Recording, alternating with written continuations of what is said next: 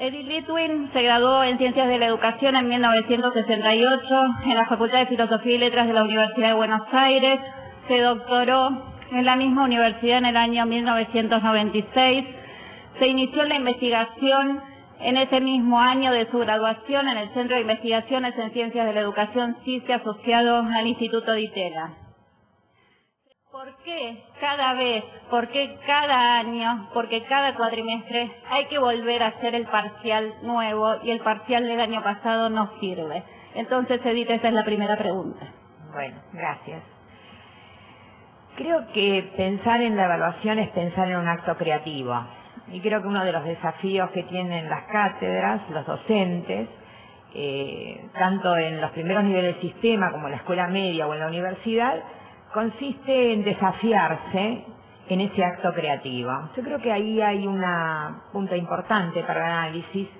Ahora, ese acto creativo de construcción de los docentes tiene que ver con una serie de reflexiones, con una serie de propuestas, actividades que los alumnos estuvieron desarrollando a lo largo del cuatrimestre o en el periodo que uno se compromete a evaluar, y que en realidad la evaluación debería ser de alguna manera isomórfica o debería ser respetuosa, para decirlo en términos más claros, respetuosa de aquello de aquello que fue la enseñanza. O sea, si la evaluación es parte de la enseñanza, de ninguna manera la propuesta evaluativa va a ser ajena a ella. Ahora, desde ese lugar, cada año, en realidad, los ejemplos fueron distintos, cada año las actividades fueron distintas. Las problemáticas sociales seguramente guardan una serie de similitudes, pero también guardan diferencias. También se han expuesto nuevos problemas y nuevos temas, y se supone que durante el transcurso del dictado todos esos temas, problemas, etcétera, han tenido un claro vínculo con la problemática social y los intereses de los jóvenes, etcétera. Por eso pienso que es como ineludible a la evaluación el atender la problemática que se desarrolló durante el periodo de clase que se pretende evaluar, y que seguramente ese cambiante, provocativo para los jóvenes, interesante, pero que tiene que ver con la realidad en la que los jóvenes están insertos, provoca cambios en las propuestas evaluativas. Uno pensaría que no todo se cambia también, que hay cosas que permanecen, y entonces yo usaría ahí algunos criterios pedagógicos para entenderlo. Estaríamos pensando, por un lado, en la significatividad. Estaríamos pensando que la evaluación, aun cuando cambie, sigue permanente en ella aquello que fue para el docente significativo a lo largo del año, y es probable que eso significativo no cambie de manera sustantiva con otros años. Entonces creo que esa es la parte que permanece, aquello que tiene que ver con la significatividad en relación con el campo disciplinario, con los temas de los que se trata. Y quizás lo que empieza también a cambiar ahí es lo que nosotros llamamos representatividad. Esto quiere decir lo que ocupó espacio, ¿no es cierto?, lo que fue importante en el transcurso del año. Seguramente tuvo que ver con enfoques nuevos, con nuevas maneras de abordar el tema, con problemáticas de la realidad, con problemas sociales, etcétera, que van impactando de manera diferente esos temas que son los temas que prevalecen o los temas que se mantienen casi con relativa permanencia. En ese marco de representatividad y significatividad tendríamos que aclarar otro, ¿no?, que es el que tiene que ver con la diferenciación cognitiva.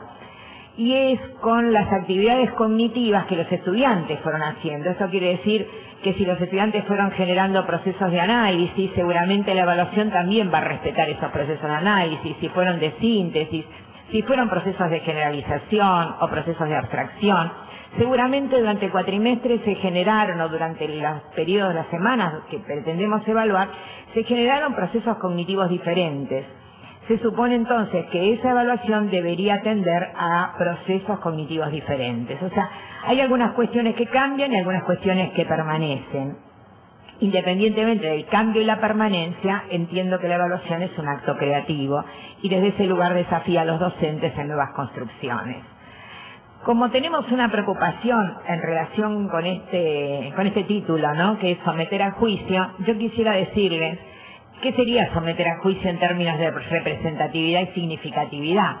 O sea, someter a juicio la evaluación en este caso, en el caso de la representatividad, tiene que ver con que más de una vez los docentes preguntan aquello que casi dijeron al pasar, aquello que no ocupó el momento importante de la clase. Y entonces en esos casos esas preguntas no serían representativas de todo lo que se enseñó. Y significativo también juega un lugar así, ¿no? Nosotros decimos, bueno, lo esencial es este tema, y después cuando preguntamos, en vez de preguntar lo esencial, preguntamos prácticamente lo que se nos cae del currículum.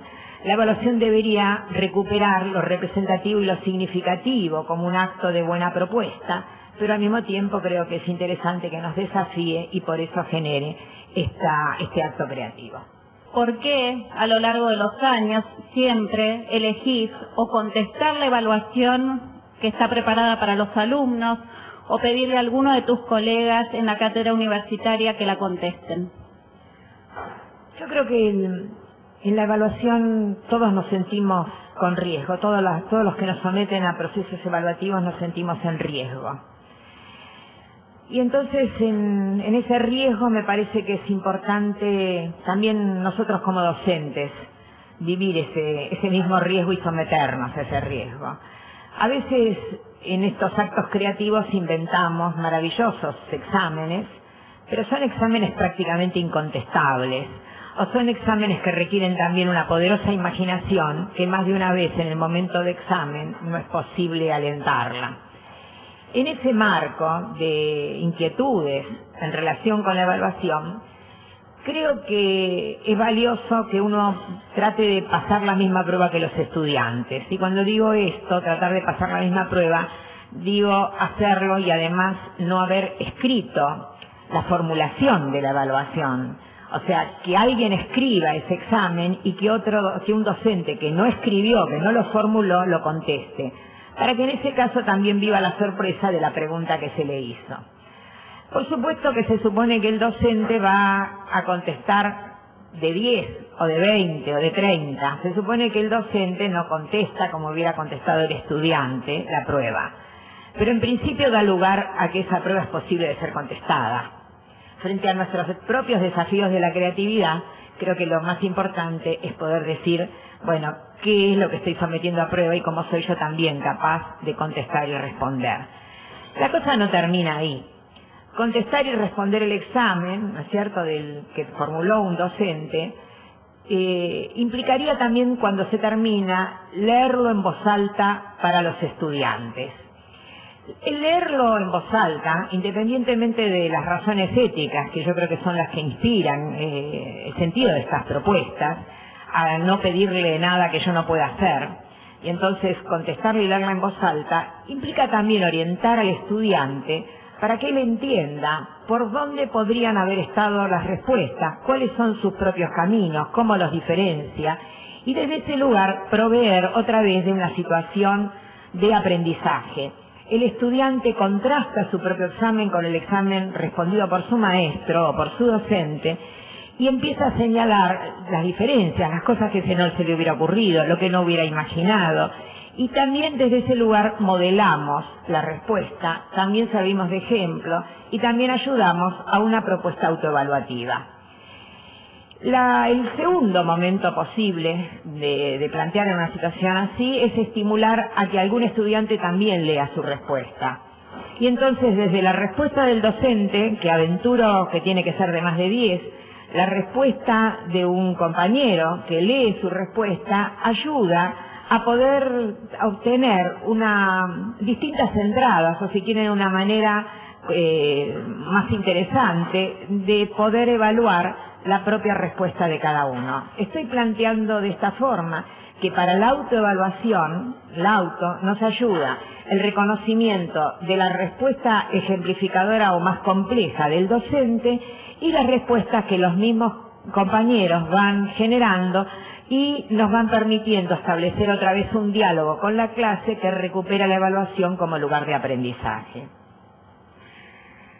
Si someto a juicio la evaluación, en este caso yo diría que más de una vez ha pasado que las propuestas de evaluación de los docentes son propuestas que él nunca se ha sentado a responder ni a ver de qué manera se podían orientar esas respuestas. Y que cuando un estudiante después le pide una ayuda, no está en condiciones de darla porque nunca imaginó los procesos cognitivos que tenía que desplegar el estudiante para poder resolverla.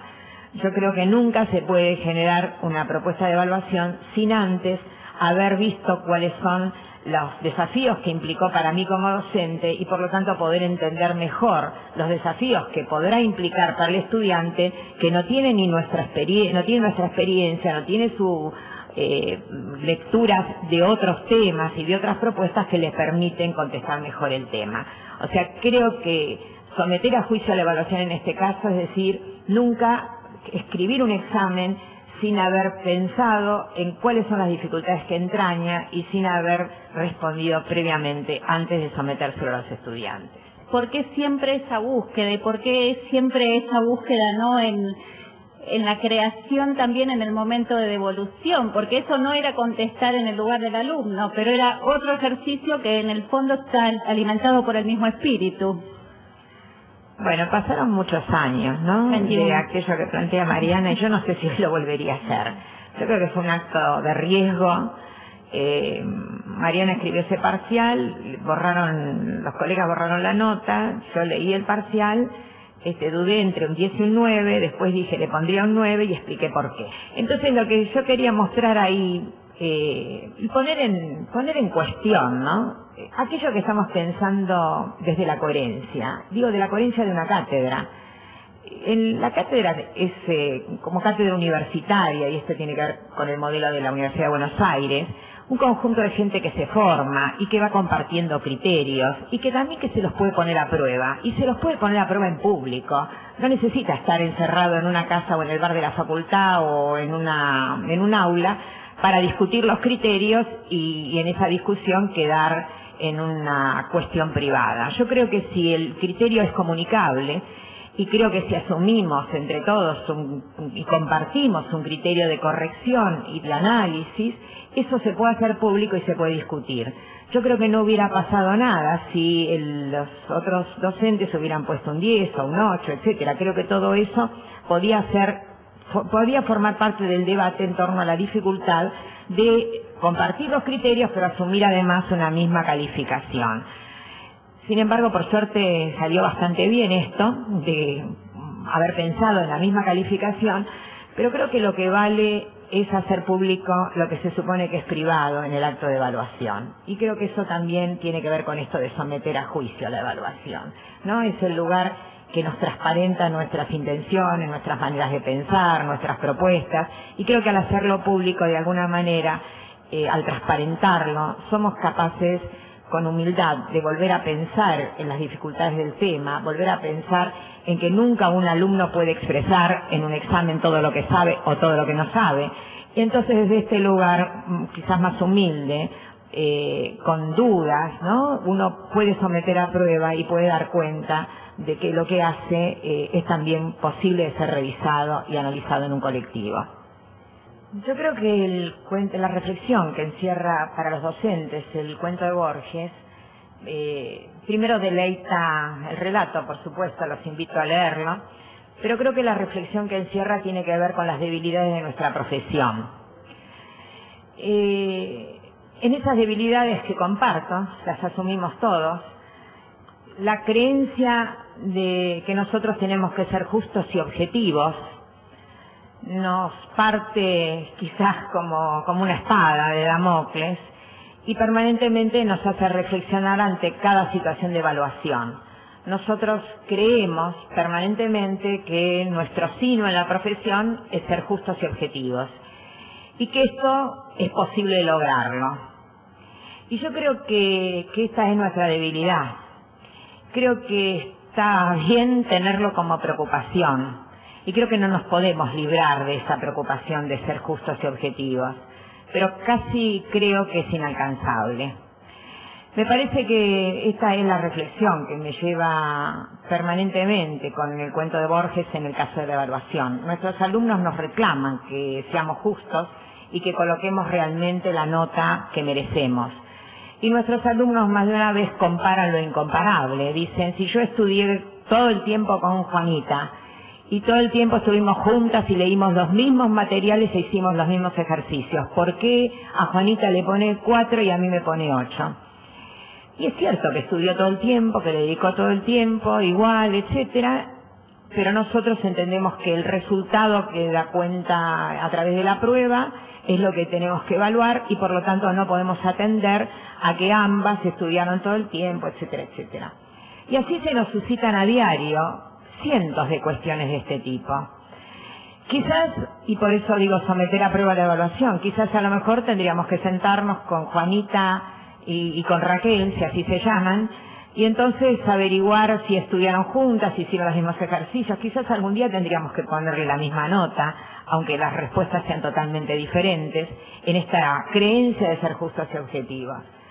Entiendo que es un imposible, pero entiendo que es muy difícil ser justos y objetivos en las propuestas evaluativas.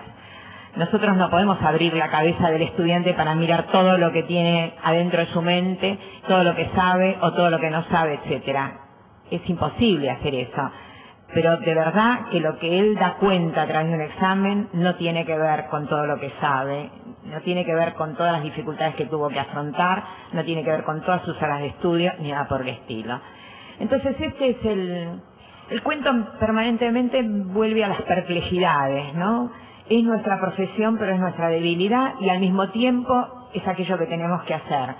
Y entonces en este terreno me parece bueno instalarnos con humildad en los problemas contradictorios que nos ofrece la evaluación y que nosotros no podemos resolver con certeza, ni con justicia, ni con objetividad.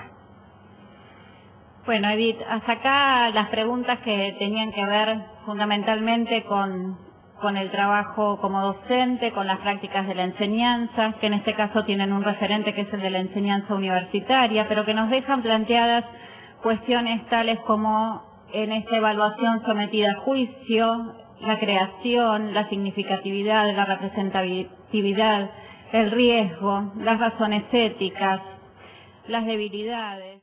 Entonces con las colegas decidimos trabajar días enteros en un cuadro donde categorizábamos absolutamente todos los aportes que estaban a nuestro alcance de la psicología cognitiva, que armamos una especie de sábana. Fuimos a mostrárselo a Edith para que lo evaluara. Yo creo que todavía me acuerdo de la cara que puso Edith, de preocupación, por supuesto. Bueno, el cuadro era una porquería en términos de carácter aplicativo, o sea, era como volver a poner todo junto lo que no podía estar junto, equipararlo. Bueno, tenía que ver con algo que es una fuerte preocupación que permanentemente a los que trabajamos en el campo de la didáctica nos quita el sueño, y es el carácter aplicativo, más de una vez, de nuestras interpretaciones cuando leemos una corriente teórica y decimos esto nos sirve para diseñar un currículum, esto nos sirve para tal cosa, esto nos sirve para dar clase mañana, esto nos y bueno, y entonces ahí Perkins nos sirvió durante mucho tiempo porque nos sirvió para dar clase, y así un montón de marcos teóricos relevantes, interesantes, o de investigaciones bueno, muy fructíferas, pero que después las usábamos. En vez de servirnos para la reflexión, para el análisis, para, si quieren, volver a repensar las prácticas, etcétera, bueno, nos servía para decir, a partir de ahora esto lo tenemos que hacer así o lo podemos hacer así, etcétera.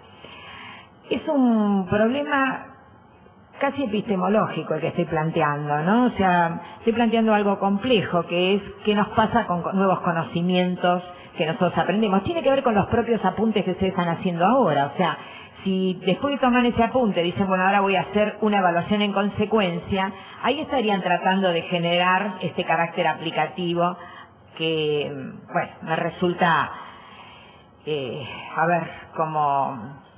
como de fuerte preocupación para el campo, ¿no? O sea, durante muchos años nosotros trabajamos con una didáctica desde ese carácter. Creo que hoy es el momento de despegarnos de eso y entender el valor de las nuevas preocupaciones, de la posibilidad de reconstruir un modelo teórico, de entenderlo, etcétera.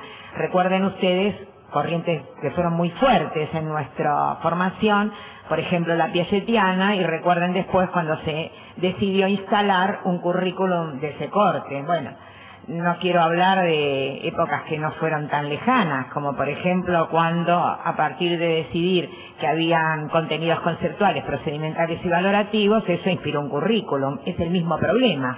Es mirar procesos cognitivos y después instalarlos con carácter aplicativo para el diseño de un currículum. La verdad es que es poco fructífero dividir los contenidos, y todos lo vinimos viendo a lo largo de los últimos años. No es más que descuartizar, si quieren, prácticamente a muerto, ¿no? O sea, tomar algo que realmente no nos ayuda para entender mejor los procesos de los estudiantes, las nuevas propuestas de conocimiento, etcétera. Bueno, sin pensar que ese cuadro constituye esto, la concepción tenía que ver con ese carácter aplicativo. Y ahí está el problema del docente y el discípulo, ¿no? ¿Qué pasa cuando nosotros decimos, bueno, está bien, ahora vamos a introducirle algunas correcciones? Y introducimos las correcciones son 30.000 y ponen otra vez en cuestión. Y uno se pregunta si es eso lo que tiene que hacer para darle seguridad al estudiante, o si le tiene que decir, lo que hiciste es una porquería, empecemos de vuelta, te voy a explicar en el trasfondo de la cuestión por qué es una porquería y trabajemos. Parecieran posiciones, o sea, uno optaría siempre por decir está bien y empecemos a mejorar y a entender, etcétera. Pero yo creo que en algunos momentos, cuando nosotros tenemos tranquilidad de espíritu con el discípulo pensando que esto no pone en cuestión sus propios esfuerzos, su trabajo, etcétera, creo que en algunos momentos está bien decir, esto no sirve para nada. Está bien decir, hay que pararse en la vereda de enfrente y hay que empezar de vuelta y explicar por qué. Creo que son situaciones de ruptura, son situaciones muy difíciles. Solo se pueden lograr cuando existe confianza, cuando existe el pleno conocimiento del discípulo de que el docente no está poniendo en cuestión su inteligencia ni su capacidad. Creo que en esas condiciones se puede hacer. Creo que hay que pensarlo bien antes de generar estas propuestas, pero creo que cuando hay momentos en donde uno dice, sobre esto vale la pena que yo genere este proceso de ruptura. Esto tiene que ver con una concepción del trabajo, esto tiene que ver con algo que es central en el campo del tema en cuestión, y entonces vale la pena encontrar una situación de ruptura que le permita al otro pensar de nuevo y pensar de manera diferente. Tal es el buen resultado que tuve, que 21 años después Mariana sigue preguntándose por qué le dije que el cuadro era una porquería. ¿Qué pasa con volver a mirar algo y encontrar 38 cosas para mejorar cuando uno supone que está listo? A mí me parece que ahí hay otro tema con la evaluación, y es, podríamos decir una cantidad de cosas que se inscribe teóricamente, y que es las posibilidades de seguir corrigiendo. El tema es la inteligencia que tiene uno para poder decirle cuáles son las cosas que hay que corregir, saber que el alumno las puede corregir, que está entre sus posibilidades la corrección, y que esto seguramente va a redundar en un mejoramiento del material. Pero yo creo que esto es parte de la evaluación, es parte de los exámenes. Creo que si nosotros nos damos cuenta cuáles pueden ser intervenciones fructíferas para que un estudiante mejore su proceso de producción, seríamos muy egoístas de no hacerla. Pero no pone en cuestión el proceso de producción del tesista o del alumno. Creo que lo que pone en cuestión fundamentalmente es nuestra propia inteligencia para darnos cuenta de aquello que puede ser corregido por el otro y que implicaría un proceso de mejor desarrollo. O sea, el día que nosotros decimos esto ya está y tiene 7, tiene 8, tiene 9, etcétera, creo que nos equivocamos. El tema es cómo esto tiene 10. Y el hecho de que tenga 10 tiene que ver con nuestras propias limitaciones como docentes. Si nosotros no somos capaces de generar recomendaciones, consideraciones o lugares para que puedan ser mejor desarrollados, explicitados, etcétera, tiene más, el que el alumno no tenga ese 10 posible tiene más que ver con las limitaciones del docente y no con las limitaciones del discípulo. Me parece que en esencia esto es el trabajo de producción con el otro. O sea, en un trabajo de producción, docentes y alumnos debieran tener claro que hay un proceso de confianza, pero también hay un proceso de estímulo. Son las cosas que nosotros podemos ayudar al otro, ¿sí? poniéndonos en el espíritu de su trabajo, sin que esto implique hacer otro trabajo, sino en el marco del propio trabajo, que serían cuestiones posibles de ser mejoradas. Requieren el docente ubicarse en la forma de escribir del otro, en su propia propuesta y desarrollo, y desde ese lugar pensar cuáles son buenas intervenciones para mejorar el producto de que se está trabajando. Creo que esto habla más del docente que del discípulo, porque ahí evidentemente tiene que haber un equilibrio entre aquello que el alumno puede realmente mejorar, ¿sí? Me parece que en ese equilibrio en donde uno no está haciendo el trabajo para que el trabajo se asemeje a lo que uno hubiera hecho. Creo que no se trata de buscar ese espejo en el trabajo de uno, sino buscar el espejo en el trabajo del 10 de ese estudiante. Bueno, esto me parece que son las razones, ¿no? Empecé a trabajar como pedagoga al lado de Edith frente a los primeros trabajos que a veces implicaban una responsabilidad profesional muy grande para un novato. Siempre recuerdo que Edith me decía: Mari, lo que hagas va a estar bien y yo lo voy a respaldar como tal. Y si hay un error, va a ser un error mío, no importa. Lo que pase, lo voy a respaldar yo. Entonces, ¿qué implica esto, no?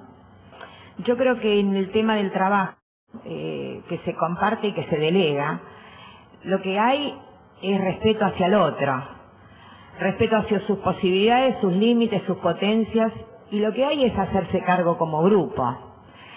Si ustedes lo piensan en la evaluación de los aprendizajes, los estudiantes, esto es lo que han podido hacer con sus clases. ¿En qué momento uno se pone en el lugar del otro pensando qué es lo que el otro le dio? No sé si entienden el espejo que quiero construir.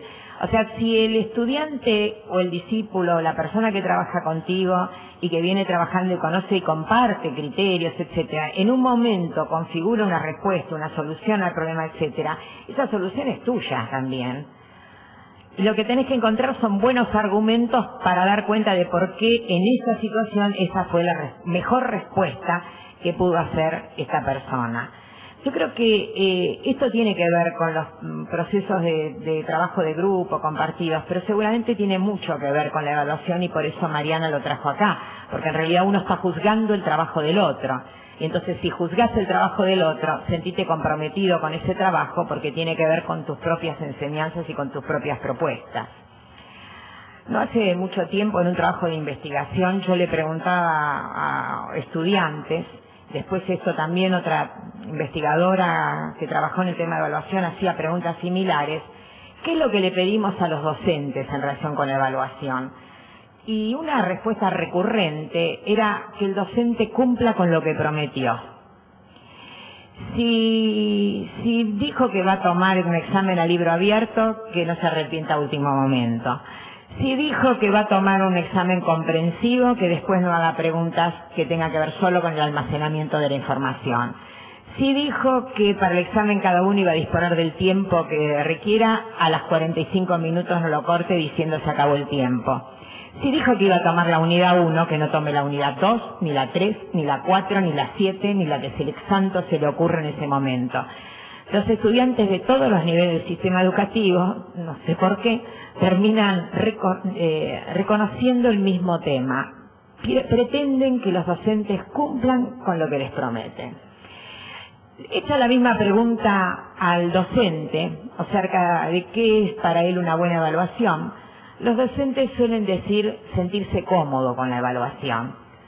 Y en ese sentirse cómodo, lo que están diciendo es generar evaluaciones que sepan que el alumno no está poniéndose a prueba en un acto humillante, que sepan que el estudiante también se siente en una situación de conocimiento, pero también de aventura, si quieren de riesgo, pero no en donde se pone el riesgo su inteligencia, su capacidad, sus maneras de pensar. Entendemos que la evaluación es situación de riesgo, no lo podemos dejar de reconocer, pero entendemos que no se arriesga ni la inteligencia, ni se arriesga el respeto que como persona tenemos hacia el alumno y con el alumno. O sea, poder reconocer que la evaluación tiene que traspasar esto. Y entonces nos lleva a preguntarnos, bueno, ¿de qué se trata este campo que evidentemente encierra tantas consideraciones éticas y morales, ¿no? O sea, cuando uno piensa en la didáctica y piensa el acto de enseñar y piensa en el docente y en el oficio, evidentemente la preocupación moral es recurrente.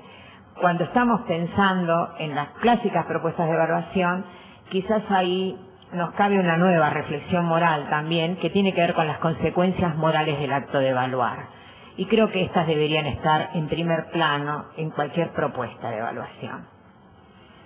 En este recorrido por preguntas referidas a las prácticas de la enseñanza y por preguntas referidas a nuestra relación como maestra y alumna, aparecen dimensiones de análisis que no son las dimensiones de análisis con las que solemos pensar la evaluación como tema. Y tal vez en eso consista nuestro someterla a juicio, ¿no? Pensarla con dimensiones de análisis diferentes.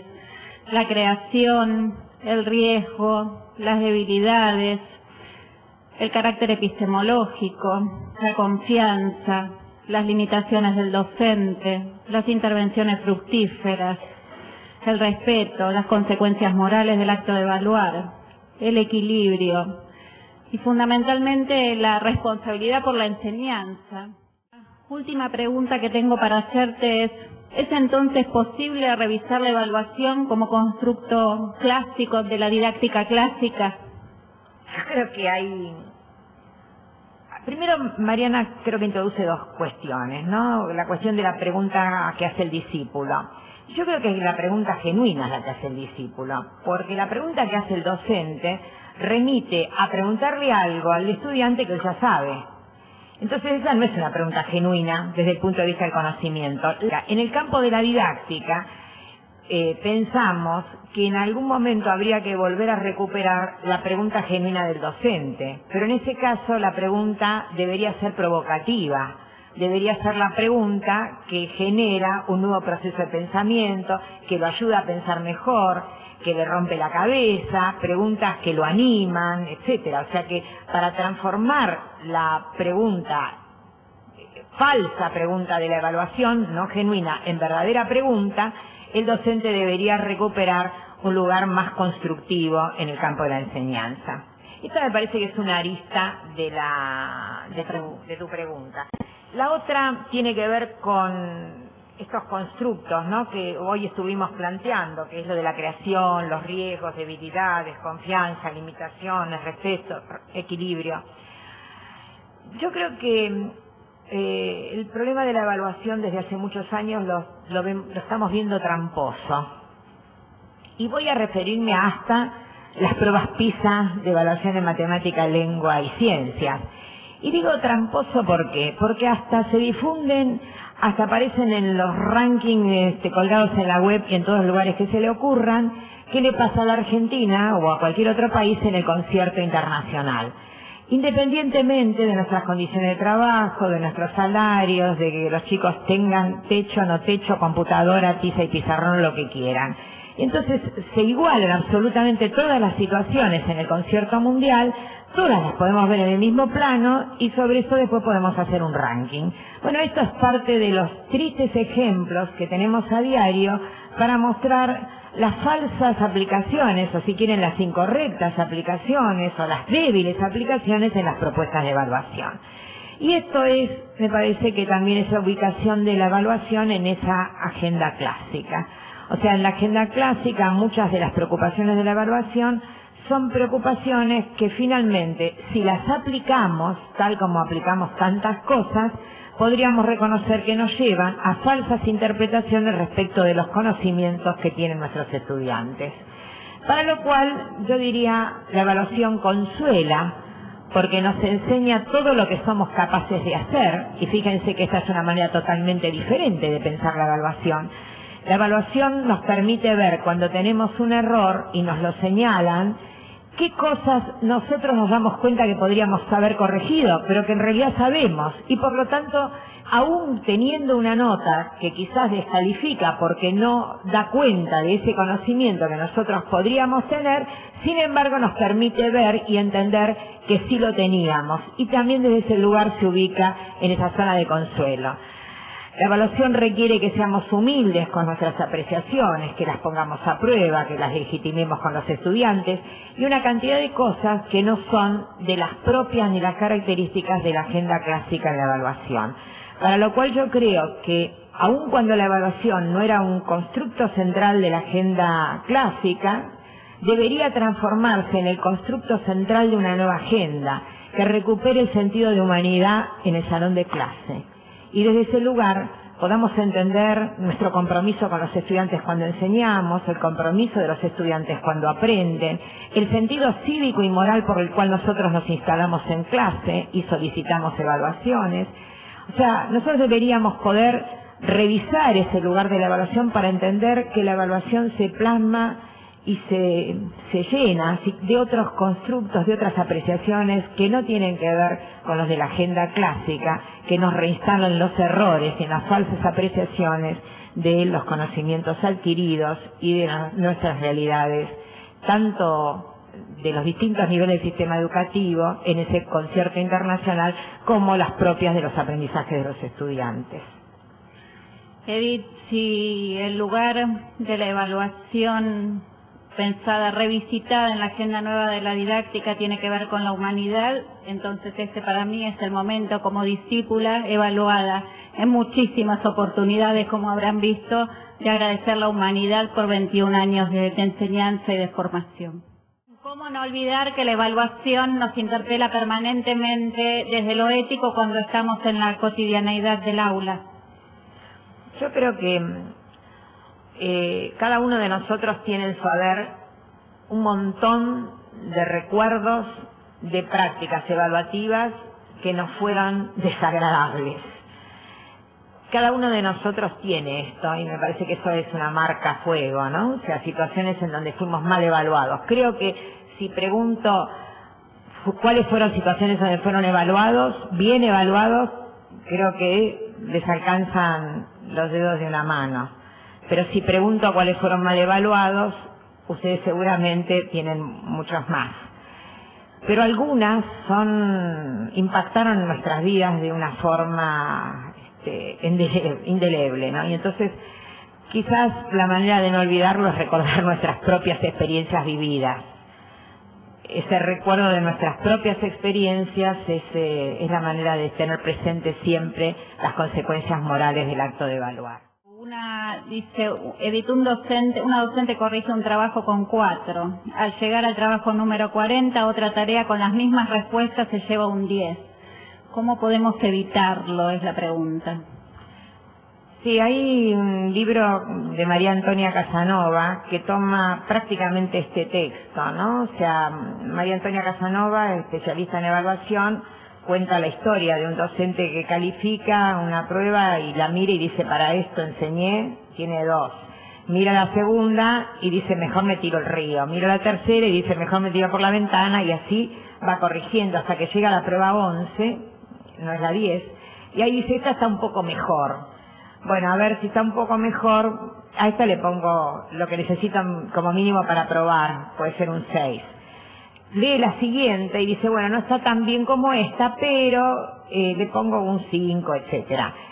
Cuando vuelve a leer la prueba 1, se encuentra que la prueba 1 y esta última que leyó, que ahora prueba, son idénticas.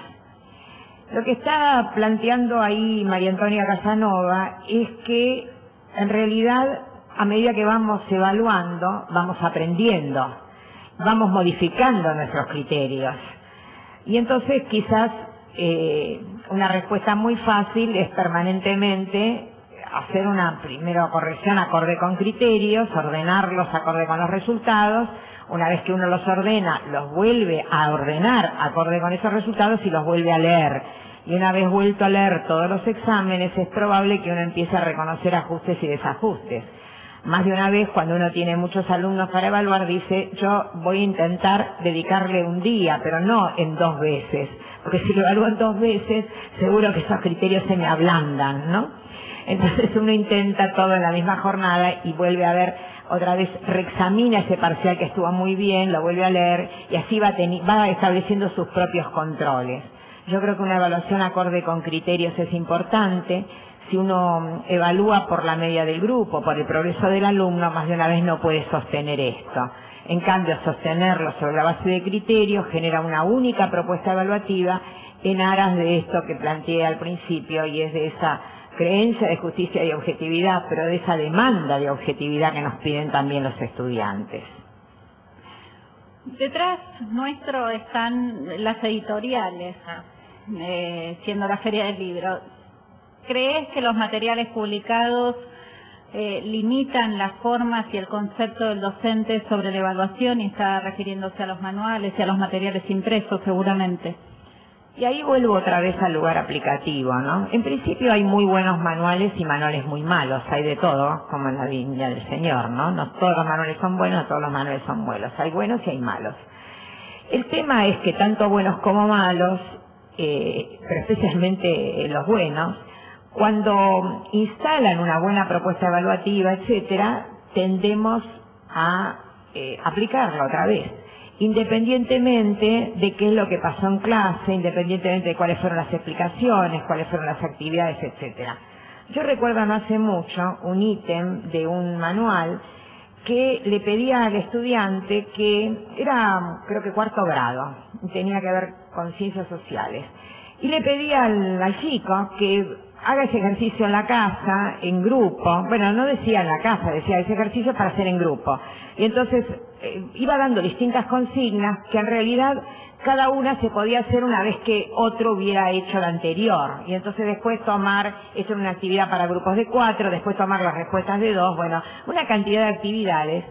Pero que los chicos, el docente leyó la consigna y pidió que esa actividad se hiciera en la casa.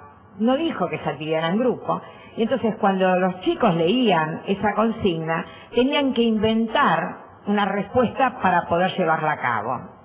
Bueno, generaba 10.000 veces más dificultades, y para el chico de 4º grado hacía prácticamente incomprensible la actividad. Otra vez vuelvo a lo mismo, ¿no? O sea, los manuales pueden ser un texto para el estudio del chico, pueden ser un texto de consulta. El tema es encontrar también que en la escuela haya bibliotecas suficientes para tener distintos manuales y no tener uno solo. Y el tema es que las actividades no remitan a estos ejercicios, sino que tengan sentido en relación con la propuesta de enseñanza, que seguramente va a ser distinta a la del manual. También a veces confundimos la evaluación pensando que la evaluación es un examen, ¿no? Pensando en Larry Cuban y cuantos otros estudiosos del campo que sostienen que es posible generar un portafolio, y que en ese portafolio puede haber, como en cualquier otra propuesta evaluativa, productos realizados, trabajos de investigación, modelos de clase, etcétera. No hay un único formato, no son los exámenes, habrá trabajos en grupo, en donde creo que más de una vez nos resulta difícil, porque a veces en el grupo no nos damos cuenta que lo que terminamos evaluando es un producto, y pretendemos poner una nota a un estudiante que me remita al aprendizaje. Entonces digo, bueno, no, pero no puedo evaluar igual al que puso la casa, al que compró la factura o al que hizo el trabajo. Entonces vos decís, bueno, ¿por qué no? El que puso la casa puso algo muy importante. Si no hubiera puesto la casa, seguramente ese trabajo no se hubiera hecho. Pero seguramente cuando los chicos trabajan en grupo van desplegando distintas actividades, que no necesariamente son las actividades que desplegaría un chico trabajando solo. La cuestión es poder mirar qué pasa con ese producto. Algunas veces los docentes dicen, no, pero yo me arreglo, ¿por qué? Porque cuando terminan hago que lo defiendan. Entonces hago que hablen de ese trabajo y ahí me doy cuenta quién hizo más, quién no hizo, etcétera. Y yo creo que ahí también hay un error. A veces hay chicos que pueden exponer muy bien, pero que no hicieron nada del trabajo, y hay otros que sí lo hicieron, pero no son capaces de exponerlo. En esas marcas creo que la única propuesta válida va a tener que ser evaluar el producto. Pero vuelvo, me parece que la evaluación no puede ser pensar en un único formato ni en única propuesta. Creo que habrá que tener trabajos en grupo, trabajos individuales, trabajos más creativos, quizás trabajos que tengan que ver más con construcción de glosarios, etcétera. O sea, propuestas diferentes para dar cuenta de todos los diferentes aprendizajes que se producen en el aula. Uno podría tener como criterio que tenga correcta grafía, podrías decir que este es un criterio. Bueno, depende, seguramente si es en escuela primaria tiene un sentido, en la universidad probablemente el docente lo deseche el trabajo si no es legible. Pero la correcta grafía podría ser un criterio. También podríamos decir cuidado en la ortografía. Quizás ahí en esto de someter a juicio la evaluación, más de una vez nos equivocamos. ¿Por qué? Porque aquello que es un criterio, la ortografía, lo podemos ocultar, podemos no enunciarlo, y después finalmente a dos pruebas, una que tiene una que tiene ortografía como corresponde y otra que no, le bajamos la nota al que no lo tiene, pero nunca aclaramos que ese era un criterio de corrección. Casi no nos damos cuenta. La lectura de ambos exámenes hacen que uno lo apreciemos menos y el otro más, simplemente porque uno tiene vaca con B larga, ¿no? Entonces estoy hablando de que los criterios pueden ser la ortografía, pueden ser la grafía, pero también pueden ser la claridad conceptual, la recurrencia a fuentes teóricas, etcétera. Eso es hablando de criterios. Bueno, cuando uno habla de tipos de evaluación, en general uno está pensando en evaluaciones comprensivas, evaluaciones abiertas, en donde el estudiante contesta una pregunta que es una pregunta que tiene que elaborar en su respuesta, y esto se diferencia de otros formatos en términos de tipos que tienen que ver con preguntas cerradas, que aluden más que otra cosa a la memoria, que son algunas veces de apareamiento, otras veces de completamiento, otras veces de buscan definición, otras veces son de selección múltiple, etcétera. Entonces ahí estamos hablando de tipos de evaluación. Ahora, cuando en los manuales clásicos, yo estoy hablando hoy de incorporar otras maneras de pensar la evaluación, no solamente por formatos, si quieren, más dúctiles en relación con toda la complejidad de los procesos comprensivos, y otros más menos permeables a todos esos procesos y que aluden más al almacenamiento de la información. Y acá uno plantea cuáles son las formas, ¿no? O sea, diferenciar formas de evaluación. También ahí podríamos decir evaluaciones orales, evaluaciones escritas, evaluaciones grupales, podríamos decir evaluaciones que implican procesos de producción, etcétera. O sea, en todo este marco, quizás también podríamos distinguir aquellas dos propuestas diferentes. Una cosa es evaluar pensando si se cumplieron o no los objetivos que propuse, o sea, saber si se respondió a esos objetivos enunciados, y otra cosa es evaluar pensando que lo que se sabía antes y lo que se sabe ahora es muy diferente en favor de lo que se sabe ahora. Ambas son formatos, si quieren, cuantitativos, pero expresan dos miradas totalmente diferentes en el campo de la evaluación. Una cosa es mirar si se cumplen o no los objetivos con independencia de las conductas de entrada, y otra cosa es saber que se produjo un cambio profundo en relación con lo que se sabía antes y lo que se sabe ahora, ¿no? Una está moderada por los objetivos y la otra no, por las diferencias. Y ahí entonces aparecen como propuestas de evaluación la evaluación que tiene que ver con el progreso del alumno, o las evaluaciones que tienen que ver con la media del grupo. O sea, uno piensa, bueno, a ver, este es el que hizo el mejor examen, por lo tanto este es el que tiene 10. Y a partir de ahí uno construye la evaluación. Son otras formas, creo que son formas, si quieren una palabra fuerte, yo digo perversas, porque en realidad nosotros tenemos que tratar de generar que todos tengan 10. El 10 posible de cada estudiante, y no me parece que desde ese lugar se pueda construir la media, ¿no? Y el otro problema que yo no dejaría de plantear acá, ya que me plantean formas, es que hay un formato enfermo, que es el de la evaluatitis.